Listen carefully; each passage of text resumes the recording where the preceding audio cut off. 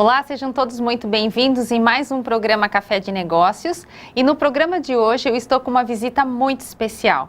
Estou com a Luciana, uma empresária do segmento de idiomas. Seja muito bem-vinda, Lu. Muito obrigada, Érica. Obrigada mesmo. É muito bom ter você aqui no programa e eu tenho certeza que os telespectadores hoje vão adorar o nosso programa porque ela vai nos responder muitas curiosidades, mas antes disso ela vai nos contar quem é a Luciana. Luciana, quem é a Luciana? Conte para os nossos telespectadores. Bom, eu sou Luciana, tenho 36 anos. Não, gente, eu vou fazer 37 em maio. Tenho 36 anos, eu nasci em São Bernardo do Campo, família de classe média, normal, mas nunca morei em São Bernardo, eu cresci em São Caetano, né? Meus pais já moravam lá. Meus pais são da capital, né, de São Paulo. Meu pai, na época, ele era gerente financeiro numa empresa chinesa. Minha mãe, do lar, ela abdicou de trabalhar fora para cuidar da gente e tudo. E ela é uma mulher muito agitada, minha mãe, você conhece ela, né?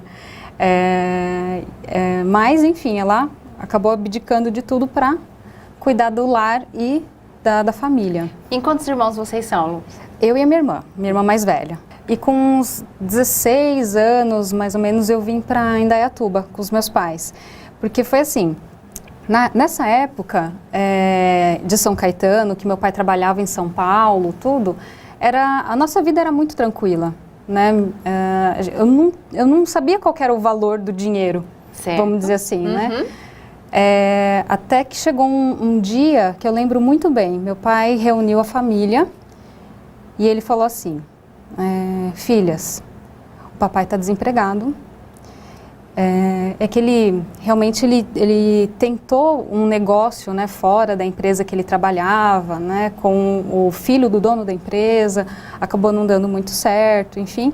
E aí a empresa acabou fechando e ele falou assim: olha, o pai está desempregado, então a gente vai ter que economizar, né, não vai ser fácil. E aí que tudo mudou, Érica. E você tinha quantos anos, Luciana? Eu tinha uns 14 anos. 14 anos já. Por aí. E aí, o que eles fizeram? Meus pais compraram uma mercearia, né, para tentar fazer pelo menos o dinheiro girar, né? Isso em São Caetano? Em São Caetano. Compraram uma mercearia e eles trabalhavam de domingo a domingo. Foi, assim, uma época bem difícil, né? Só que eles foram tão incríveis, Érica, que eu quase que não senti essa dificuldade. Era a questão de olhar para eles e ver, né, que eles estavam, assim, exaustos, né? Isso que é o que me tocava mais. E hoje me toca muito. Na época eu não tinha percebido muito isso, sabe? E hoje, quando eu olho para trás, eu vejo tudo que meus pais passaram, tudo que eles ralaram. Ai, desculpa. Fique tranquila. Isso me emociona. Me emociona e eu penso, puxa, eu podia ter ajudado mais a minha mãe, ter ajudado mais ela em casa, né? Mas, enfim, eu acho que esse foi, na verdade, o maior aprendizado que eu tive. Por conta dessa dificuldade, é que eu acabei tendo contato com pessoas muito batalhadoras, muito guerreiras, né? Eu fui estudar na escola estadual. Até porque, assim, quando a gente recebeu essa notícia, né? Quando meu pai acabou perdendo o emprego dele, eu estudava numa das escolas mais caras de São Caetano, né? Mas eu continuei lá, meu pai foi tentando o máximo que deu, né? Pagar esses estudos para mim, né? A minha irmã já estava estudando numa escola técnica, né? Um colégio técnico que era estadual. Agora, eu não, né? Ainda estava naquela escola, enfim, e eu via o quanto que eles ralavam, assim, para mim tocou demais, né? E aí, depois dessa escola, eu fui para uma escola estadual, que chama Idalina, e lá eu conheci, assim, outro tipo de jovens, porque eu só conhecia aqueles meus amiguinhos que nunca precisaram trabalhar. Era outra classe social. Outra classe, outra mentalidade. Outro mundo, né? Outro mundo. Então, e aí eu também comecei a trabalhar. Na verdade, assim, com 14 anos, eu fui trabalhar numa papelaria em São Caetano. 14 para 15 anos, mas eu acabei ficando só na época de férias mesmo, né? Porque eu não consegui vaga à noite, né, na escola estadual. Então, eu estudei de manhã, mas eu via como era diferente, sabe? Lá na escola estadual que eu estudei, os alunos faziam a escola, era aquela luta, né? Os alunos juntavam latinha o ano inteiro para comprar uma TV para a escola. Era bem diferente, né? E isso, eu acho que muito do que eu sou hoje foi por conta dessa vivência. Você foi moldada dessa forma, né? Exato. E uma coisa assim, eu cresci também ouvindo meu pai falando, trabalho em primeiro lugar. Sem trabalho, você não come. Então, isso sempre ficou muito latente em mim. Então, na hora que meu pai falou que estava sem emprego, eu falei, não, eu quero trabalhar. Eu quero trabalhar, né? Então, o que eu consegui na época foi essa papelaria, que foi muito bacana, né? Conheci jovenzinhos ali, eu falava para minha mãe, mas mãe, olha só, tem essa menina aqui que é a Anselma, que trabalha comigo, ela vai bem na escola, olha, ela tira 9, tira 10 no boletim, eu consigo, sabe? Eu lembro que eu falava assim para ela. Mas enfim, acabou não dando certo de trabalhar e estudar nessa época, né? E aí, quando que vocês vieram para o interior, Lu? Para o interior foi quando meu pai conseguiu um emprego aqui, em Indaiatuba. Metade da família da minha mãe já morava em Indaiatuba. E aí nós viemos para cá. Daí eu estudei no Randolfo, em Indaiatuba, e ao mesmo tempo fui trabalhar num escritório de contabilidade na época, acho que eu estava já com os 17 anos, mais ou menos. E aí passei na FATEC, né, em Indaiatuba, na época o curso chamava Automação de Escritórios e Secretariado, com ênfase em comércio exterior. E aí foi. Dessa época aí eu trabalhei 9 anos, mais ou menos, na área de comércio exterior. Aí você sai do escritório e vai para uma empresa? Isso, exatamente. Eu fui para DHL, no caso, e aí foi em várias empresas do setor, né, de comércio exterior, voltados para logística internacional. Assim. E você nessa época falava inglês? Como é que foi esse seu contato com o idioma? Sim, você sabe que uma das primeiras perguntas que eu fiz para o meu tio, que já morava em Indaiatuba, foi assim, tio, tem escola de inglês lá?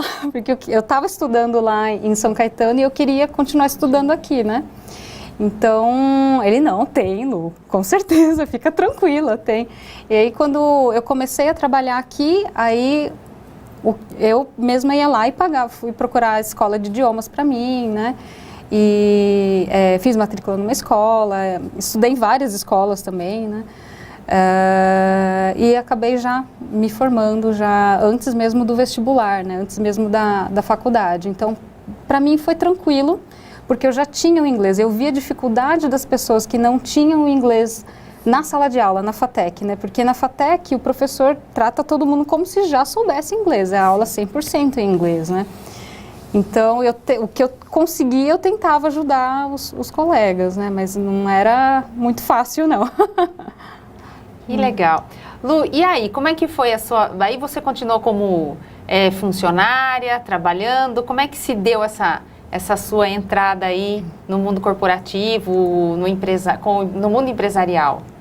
Olha, eu desde pequena, assim, desde a época de São Caetano, eu lembro eu e uma amiguinha conversando. A gente sempre quis ter algum negócio, sabe? E eu sempre quis ter alguma coisa minha. Mas enfim, o tempo vai passando, né? Você vai seguindo a sua vida, enfim. Você acaba deixando essas coisas um pouco de lado, porque você vai na inércia, né? Sim. Mas eu estava indo bem, né, na área de comércio exterior, mas eu sempre pensava, falei, poxa vida, né, eu quero ter um negócio um dia. Até que teve uma época em que, assim, não estava bom o mercado, realmente, foi depois de uma das crises, né, que a gente passou. Se eu não me engano, foi em 2011, aí eu acabei perdendo o emprego nessa área que eu estava, né? Daí eu peguei e pensei, por que não agora? Sim. Né? Por que eu não aproveito essa... De repente pode ser uma oportunidade de eu mudar tudo, né? Não que eu não gostasse daquela área, né? Eu Sim. gostava, mas aquele negócio de querer empreender, querer ter a própria equipe, gerir o próprio negócio, isso era bem latente em mim, né? Só que eu nunca tinha tido nenhuma experiência como empresária. Então eu entrei no site da BF, me cadastrei em alguns segmentos e no dia seguinte várias franqueadoras começaram a me ligar. Aí eu falava assim, olha, eu tenho X. Todos eram muito cordiais. Eu falava, nossa, que pena, né? O investimento para a nossa franquia é um pouco mais alto, tal. Aí desligavam. Tá bom. Aí outro ligava, eu tenho isso, mesma coisa. Até que o Hélio da Influx me ligou, né? Oi, eu sou o Hélio da Influx, tal, né? Vi que você se cadastrou no site da BF, segmento de escola de idiomas, né? Falei, sim, tal, mas eu tenho isso. Então não conta o que o Hélio falou. Eu espero você no intervalo para a gente ouvir o que será que o Hélio da Influx falou para a Lu, que foi a virada de chave na vida dela.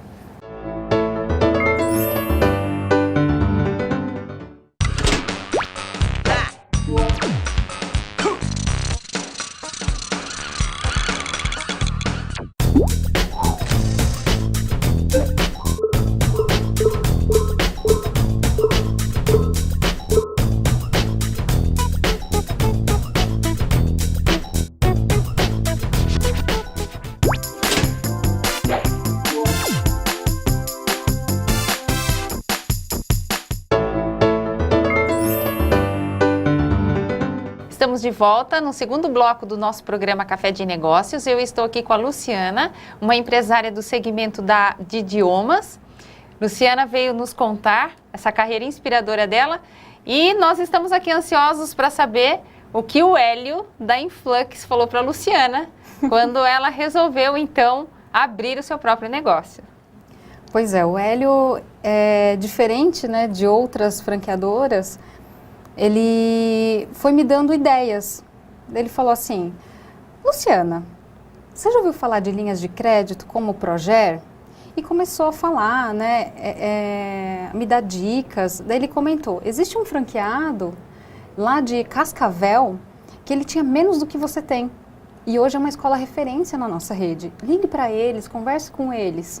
Mas o importante, aí que eu nunca mais esqueci, né? O importante é você não desistir do seu sonho. Que legal. Aí eu falei, nossa, me chamou muita atenção isso. E aí eu fui estudar mais sobre essa escola, né, sobre a Influx. Me apaixonei pelo método, liguei para o franqueado de Cascavel, mesma coisa, a mesma, como posso falar, tão prestativos quanto a franqueadora, muito acolhedores, né, me tirou todas as dúvidas, contou todo o lado ruim, todo o lado bom, que não é fácil, né? Também empreender, mas uma coisa que a franqueada de Cascavel me falou também que eu não esqueci era, se você for escolher a escola de idiomas, escolha a Influx, porque aqui é uma família, né? Todo mundo se ajuda e realmente, né? Isso eu sinto muito isso na rede. E aí eu decidi embarcar, então, nesse mundo verde aí da Influx. Quais foram as suas maiores dificuldades enquanto empreendedora? Considerando que você teve que mudar seu mindset, né? Era uma cabeça de uma funcionária, né? Que passou por algumas dificuldades lá atrás, talvez até com um pouco de insegurança, porque se acontecesse a mesma coisa que aconteceu com seu pai, isso passou pela sua cabeça também ou não? Olha, uma das coisas que eu acho que herdei um pouco do meu pai, que meu pai, ele é assim, tem uma oportunidade, ele vai, né? Ele não tem, assim, medos. E eu acho que eu peguei um pouco isso dele. Nessa minha carreira aí de 9 anos e meio em comércio exterior, né, um concorrente me chamava aqui, aí eu ficava, puxa vida, será que eu vou ou não, pai? Você quer ir? Vai! Aí eu ia, né? A minha mãe já ficava mais com medo, assim, mas e se, né? Se der errado, legal, né? Se der errado. Meu pai, não, vai filha, sabe? Então, quero viajar sozinha para a Europa. Vai, filha, vai, né? Então, esse acho que foi um um bom mindset, né, para mim. E me fez nunca ter medo. Não ter medo de abrir um negócio ou o que quer que seja. Porque eu acho que, assim, tudo tem como voltar, tudo tem como resolver. Sim. Então, eu não precisava me preocupar. E nunca fiquei pensando negativamente, né? Ai, não vai, e se não der certo? Ai, se não der certo? Não, vai dar certo. Se não der certo, a gente vê. Sim. Né? Então, nunca tive, assim, esse medo. Muito engraçado isso, muito engraçado, né? Porque é um perfil que não é tão... É um perfil do empreendedor, realmente. E eu acho que é isso que faz com que as pessoas realmente se tornem empreendedoras, né? E quais foram as dificuldades que você encontrou nesse caminho? Isso que eu ia falar. Porque se você for pensar em tudo que você vai sofrer ali, você desiste antes. Então, assim, não é fácil. No caso de escola, né, de idiomas, a gente investe bastante, você investe numa estrutura de uma escola. Sim. E até você conseguir tirar alguma coisa para você, demora muito, né? Então, às vezes você precisa colocar mais dinheiro no negócio. E demorou realmente para a gente conseguir fazer com que a empresa já ficasse saudável, se pagasse, para que depois a gente conseguisse tirar lucro. Né? E de desafios, assim, enquanto colaboradores, contratação de professores, porque eu creio que a área do idioma, né, a gente tem um pouco de experiência em outros locais que a gente frequenta. Muitas vezes o profissional, ele vai para a Disney, aí ele volta professor de inglês, né? E não é isso, né, Luciana? A responsabilidade com a formação do aluno tem que ser... Com certeza. 100%, né? Com certeza. Currículos chegam vários. Então, a primeira coisa que a gente faz no caso de professores é o teste. E aí tem testes assim, eu não sou professora, eu sou formada, né? Me viro muito bem no inglês, mas eu não dou aulas. Porque eu sei que se eu fosse dar aula, eu teria que estar muito mais preparada. Né? Mas eu mesma já consigo ver alguns erros assim em testes que você fala, nossa, é muito difícil você achar realmente aquele profissional que está estudando letras, que é formado em letras e que é realmente professor. A grande maioria tem uma profissão e dá aulas como um bico, né? É um complemento, na verdade. Então, essa é a maior dificuldade. E a gestão de pessoas em si. Isso é muito difícil, porque a técnica é fácil. É fácil, ensina, você né? lê, você estuda, você o aprende, método, né? você passa para as outras pessoas. Agora, cada um tem um jeitinho, né? Isso é muito difícil. Eu quero aproveitar um pouco a sua estada conosco aqui e falar um pouquinho da importância do inglês hoje no mercado de trabalho. Né? Porque eu vejo que você vem do mercado de trabalho e que se torna, né, empresária. A experiência que eu tenho é que muitas pessoas perdem as vagas de emprego por conta disso. Hoje a gente pode falar que quantos % hoje da internet a gente pode falar que a gente encontra no português, né? E quantos %? Menos de 2%. Menos de 2% da internet está em português. Quer dizer, olha quanta coisa, né, de informação que nós praticamente não temos acesso por não dominar o idioma. Você pode falar alguma coisa sobre isso, Luciana, sobre esse mercado? Claro. Até na época que eu trabalhava, na época corporativa, eu sentia muito isso. Eu não conseguia, assim... tinha uma funcionária, uma época, dessa última empresa que eu trabalhei, que ela era espertíssima. Tinha tudo para dar certo, só não tinha como promovê-la porque ela não tinha inglês. Então, várias outras pessoas eu já vi que perderam oportunidades por não ter inglês. E hoje, o inglês, ele é essencial, não tem muito o que conversar, né? Já deixou de ser diferencial, passou a ser pré-requisito, né? E outra...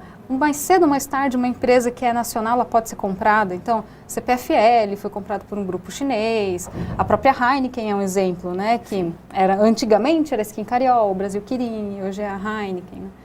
Né? Então, essas pessoas, elas vêm procurar o inglês já desesperadas. Já, né? Tendo que usá-lo ali de imediato no trabalho. Elas nunca tinham precisado antes, mas hoje, né, é essencial. Teve um interessado que foi lá na escola, depois fez matrícula, estudou com a gente, e ele falou, lá na CPFL até coordenação vai, mas depois de supervisão, todo mundo tem que ter inglês. Por enquanto, né? Por enquanto. Depois, provavelmente todos iam precisar. Não tenha dúvida, hoje a gente já tem escolas aqui, escolas, né, regulares, né? De ensino fundamental, que já prepara o aluno para isso e realmente para o mercado de trabalho. Luciana, como que, considerando, né, esse mercado de trabalho, né, essa exigência do inglês, a que você atribui essa, eu não diria desmotivação, mas eu diria frustração por parte do aluno começar e terminar, né? Começar e não terminar. Porque a motivação é quando você tem a desmotivação, né? Você tem pouco desafio e muita competência, que eu vejo que é o caso de você misturar públicos dentro da sala. Então, eu tenho uma pessoa com mais competência que a outra, esse aluno, a tendência dele numa sala de inglês é ficar desmotivado. Agora, eu queria falar um pouco da frustração, que é quando ele tem um grande desafio, mas uma pouca competência, que é o que provavelmente faça com que esse aluno se matricule, se matricula, para. Como é que você vê isso? A que você atribui isso? Você acredita que seja método? Você acredita que seja professor? Ou você acredita que seja realmente a falta de capacidade, de disciplina do aluno em ingressar? Olha, tem um pouco de tudo, viu, Érica? Mas uma das coisas principais que eu vejo é porque o aluno, geralmente, quando ele vai numa escola, para conhecer a escola, não é explicado tão a fundo o método para ele. E o método é o que vai fazer ele parar ou continuar, né? Claro, tem outras coisas envolvidas também na vida de um aluno, né? Mas se ele pudesse ter um gostinho do que vai ser dentro de sala de aula, e não digo que posso assistir uma aula? Assistir a aula ele não vai entender. Sim. Ele vai entrar num barco que já está andando ali, então não vai ser muito efetivo isso, para ele entender como funciona o método. Sim. Se ele pudesse ter uma boa demonstração do método, né, e ser explicado, olha, a gente faz assim, assim, assim. Sim. E é assim que você vai aprender em sala de aula, porque existem métodos e métodos, pessoas e pessoas. De repente aquela pessoa fala, nossa, esse método é legal para mim. Ah, não, esse não, mas esse daqui funciona. Para mim. Então, assim, se ela pudesse, antes de fechar, entender como é em sala de aula, talvez as chances dela sair diminuiriam. Entendi. Fora a questão também de disciplina, né? Se brasileiro não é disciplinado, não adianta, né? Não é. Nós não somos, né? Eu me incluo nessa. Então, assim, é difícil mesmo. Às vezes eu falo para os alunos, né? Agenda, gente, vocês têm que colocar na agenda que tem que fazer a lição, né? Por exemplo, segunda e quarta não é dia de aula, mas você vai fazer a sua lição de casa. Sim. Né? E colocar isso, regras, né? Mas é muito difícil. É a disciplina, né, Luciana? E é o que eu costumo dizer, é melhor você ter oportunidade, você estar preparado, né, e não ter a oportunidade, do que você ter a oportunidade e não estar preparado, é o que frustra mais, né? Luciana, dá uma dica para quem está lá em casa, que faz parte dessa parcela de pessoas que começam, param, que já fez centenas de vezes fez a matrícula, já tentou aula particular, já fez com o professor em casa e não deu certo, já mudou até o método do professor ir na casa para ver se ele não escapa da aula. O que você falaria? Fala lá para aquela câmera lá. Olha, eu diria para você conhecer muito bem todas as escolas, todos os métodos, ir pessoalmente, para conseguir ter uma ideia de como vai ser realmente em sala de aula, o que você vai ter que fazer em casa, porque isso faz com que realmente, às vezes você fala, poxa, né, não era isso que eu esperava, o professor só fala inglês, ou não, tem português, né? Então, assim, o entender ao certo como funciona vai fazer com que você faça uma escolha mais efetiva, que você goste mais daquela escola que você escolheu. Eu acredito que isso vai ajudar bastante. Essa é a dica. Essa é a dica. Luciana, você começou a entrevista falando comigo, contando um pouquinho a história, falou dos seus pais, falou de todo o acontecimento, né? A gente já está praticamente encerrando a nossa entrevista, então eu queria deixar esses minutinhos para você agradecer quem você quiser. Às vezes a gente tem muitas pessoas que passam na nossa vida que são referências, né? Que são modelos para que a gente possa seguir. Então eu queria deixar você à vontade agora para você fazer os seus agradecimentos, tá? Pode falar para o pessoal lá em casa. Eu queria agradecer muito os meus pais por tudo que eles fizeram, tudo que eles batalharam pela gente, por mim, pela minha irmã, até hoje, né? Tudo que eles fazem pela gente. Agradecer a minha irmã que montou a escola comigo, minha parceira, minha companheira, minha melhor amiga, minha sobrinha, meu cunhado também, que acaba sendo um irmão mais velho, um mentor muitas vezes, o Rafael, né, meu parceiro, que hoje é meu tudo, né? O Rafael, ele, enfim, olha eu, né? Não consigo nem falar. É uma pessoa que eu amo muito, muito parceira, sempre me dá força em tudo que eu penso em fazer, me dá bons conselhos, e enfim, acho que é isso. Muito bom. Luciana, muito bom ter você aqui. Você é muito querida. Tenho certeza que as pessoas lá em casa se inspiraram na sua história, de saber que as coisas não são fáceis, mas elas são possíveis. Assim como aprender inglês é possível. Com certeza. Não é verdade? Então eu queria encerrar o programa dizendo isso para você, que já tentou várias vezes, que não conseguiu, mas que eu tenho certeza que você vai conseguir, porque nós temos aqui um exemplo, que é a Luciana, que não só aprendeu um novo idioma, mas também se tornou dona de uma franquia aí, de uma grande escola. Obrigada, Luciana. Nos veremos no próximo programa, pessoal. Tchau, tchau.